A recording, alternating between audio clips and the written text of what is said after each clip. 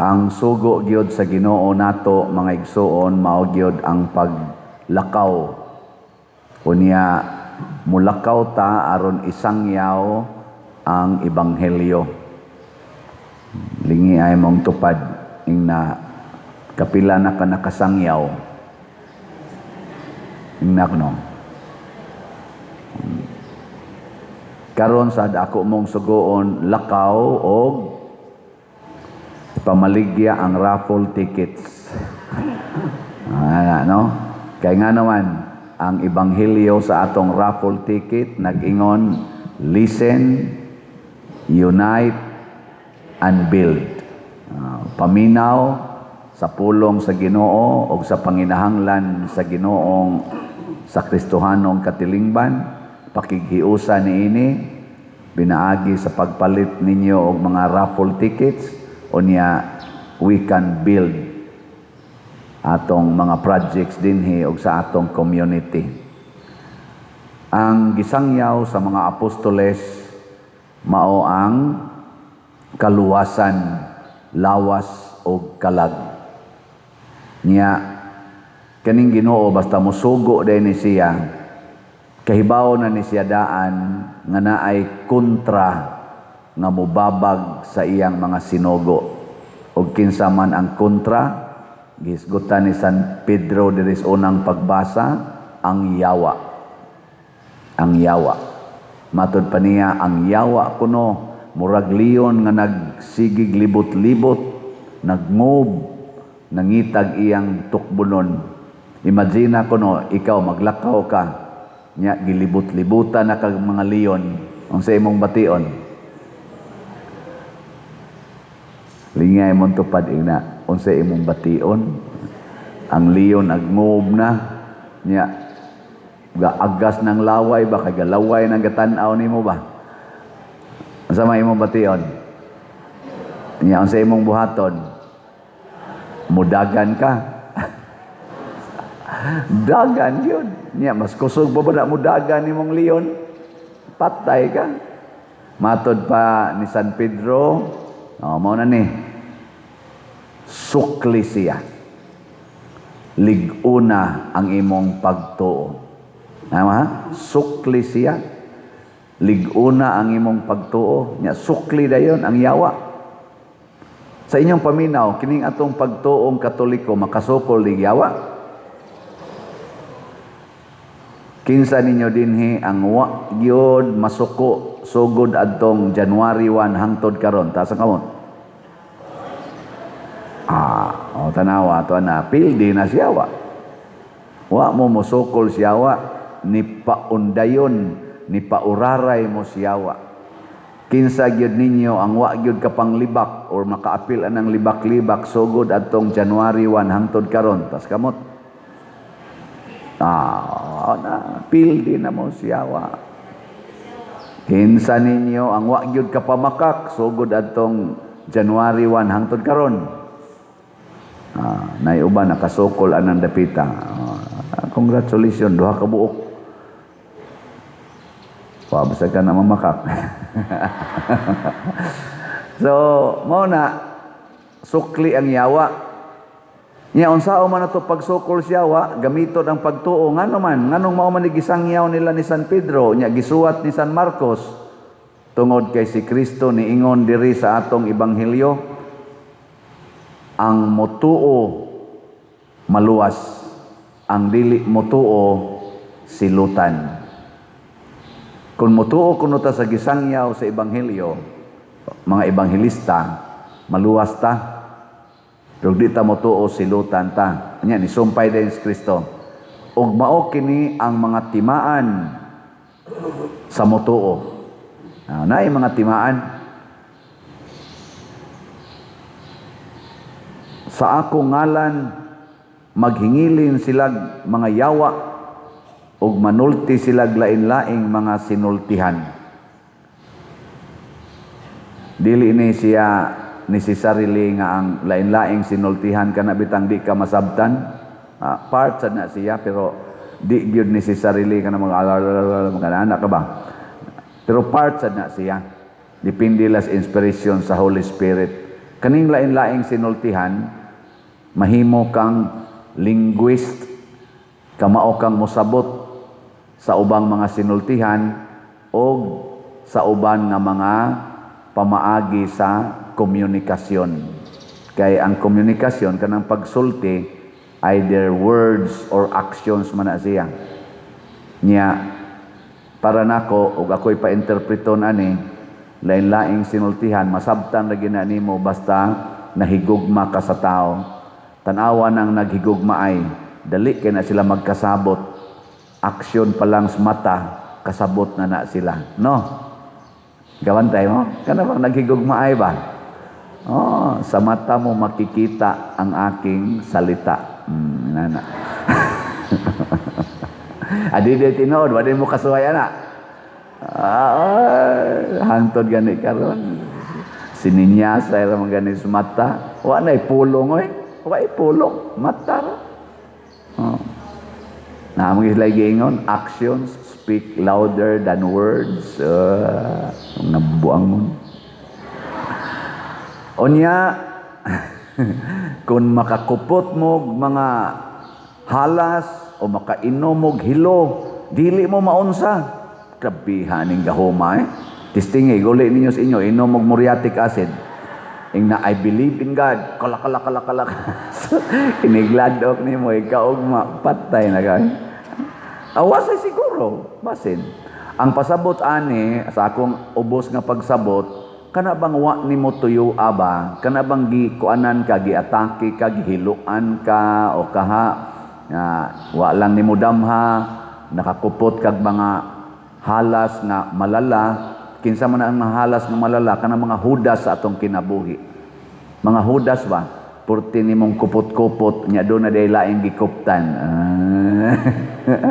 Usahay, tupad na nimo gigda mga animal dagko, no? Usahay koyog na nimo sa balay, mga hudas ba, mga hudas.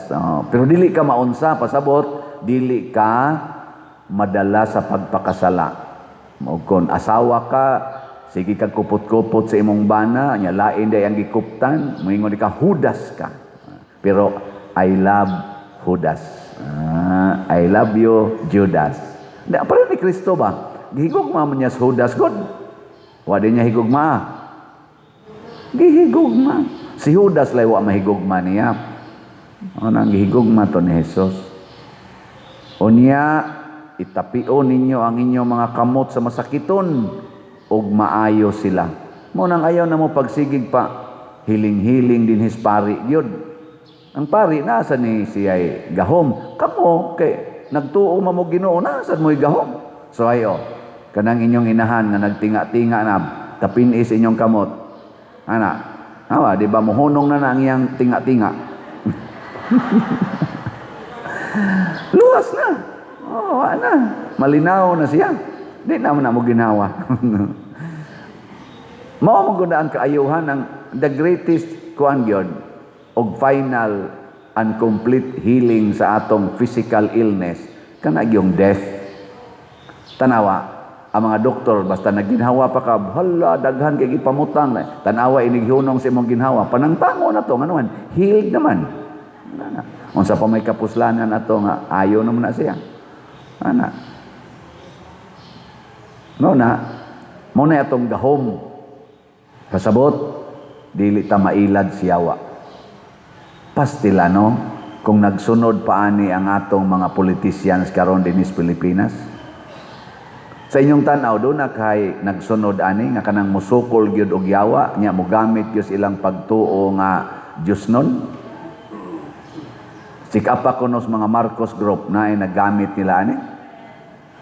Ang sa mga Duterte, ambot lang, arabay magsigig post, nagibalikas ko nung President Duterte ang Ginoo. Sa mga Pinklawan, mga suod mo na silang pari sad. Nagamit ka sila aning gahom. Ambot lang. Sa mga pari, nagamit ba aning maong gahom? Mailhan ninyo, dili lang tingali perfect, mailhan nato lagi kung nagamit batas atong gahom sa pagtuong Dios nun. Unsa may una gyud, musukol gyud tag yawa. sa atong mga politicians, daghan kog napanid-an kang kaniadto ga sigig yaw-yaw magrally pagani against aning corruption. Magsigig daan ang ilang mga placards against sa corruption. Pero karon hilom na kay sila. Wa sila magrally niining ato karong grabe gyud kaayong corruption sa atong nasod. Wa sila gisulti karon. Di lang kumusulti kinsa na sila, panid-i lang ninyo kay kamo labi na mo mga tiwasonon, kakita manggid mo og nakadungog manggid mo ana nila nga sige manggid nagyaw-yaw, magsige pa manggid nagingon never again, never again. Pero karon wa na gid sila magtingog.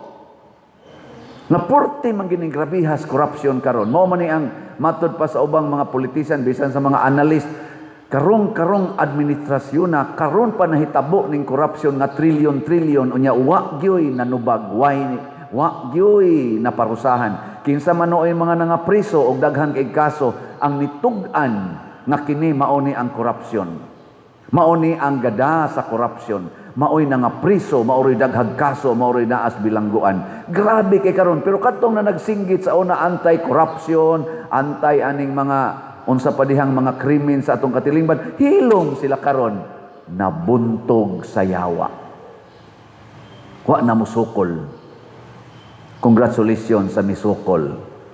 O giunsa man pagsukol ni Kristo ang yawa, iyang higugma ang mga yawanon. Higugmaa ang yawanon, dumti ang yawa. O kinsa man tinuod nga image sa yawa, ang sala. Mao nang moingon tag, love the sinner, hate the sin. Higugma ang imong isig ka Pilipino, dumti ang iyang sala.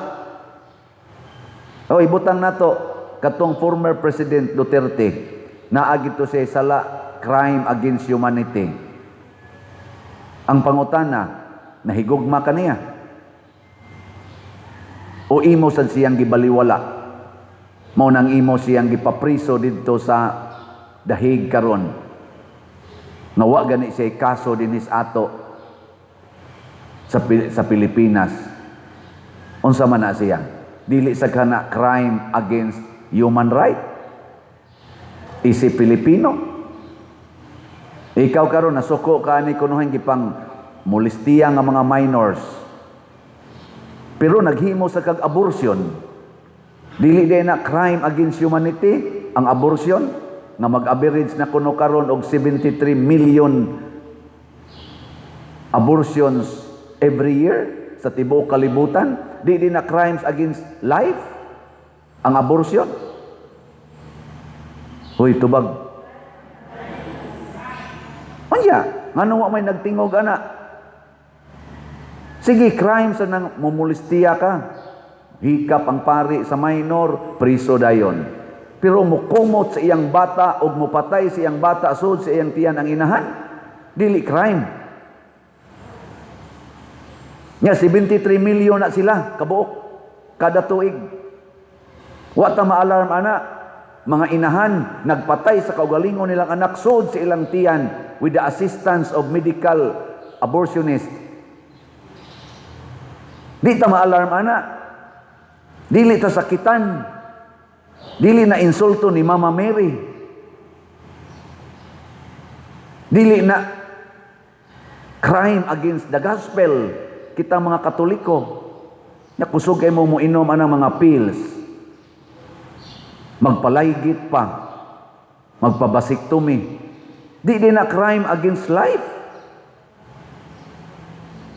Di din na go against the gospel. Sige, pakapinta na lang ng pag-colors buhok. Hasta ng pagpaputi-puti ng inyong mga naong. Di din na crime against the will of God, against the gospel. Basig na nga tintal na tasyawa. Kay kanira bang leon, kining yawa, dili ba yan ni leon nga mahadlok ta ikakita. Ang yawa, maro kayo, i-attract ta niya. Ang sala, dili na kahadlukan ang sala. Ang sala sa tinud-anay, gibutangan nag-icing sa yawa. Ug unsa may icing niya, kanang LDS. Ug unsa man ang LDS, lami, dali, sayon buhaton. LDS, Basta kakita gani kaglami pagbantay yawa na na.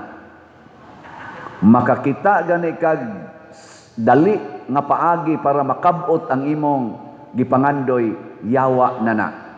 Makakita gani kag sayon nga paagi aron makabot ang imong gipangandoy yawa na na. Unsa may kadali yung paagi aron makakwarta? Pangawat, corruption. Nya gitawag na nirong atong corruption sa atong nasod og organized or syndicated or sindikato na sa corruption. Kana bang hiusa ang mga leaders ba? Mo nang di gid sila masakpan, karon nagkaanam naman sa nung kasakpan. Og di sila masakpan sa matas balaod sa tao, sa matas balaod sa Ginoo, dugay na silang konbikto. Kay matod pa diri sa Ginoo, ang di motuo gisilutan na. Wa man sila motuo sa ebanghelyo nga ayaw mo pamakak, ayaw mo pangawat, ayaw mo panikas. Matod pa gani ni San Pedro diri sa atong unang pagbasa, kamong gitugyanan og mga katungdanan, mga pangulo, ayaw mo paghari-hari sa inyong mga katawhan. Pag-alagad mo, dili tungod lang sa kwarta, kung dili tungod sa inyong gugma sa pag-atiman sa mga taong gipiyal ninyo.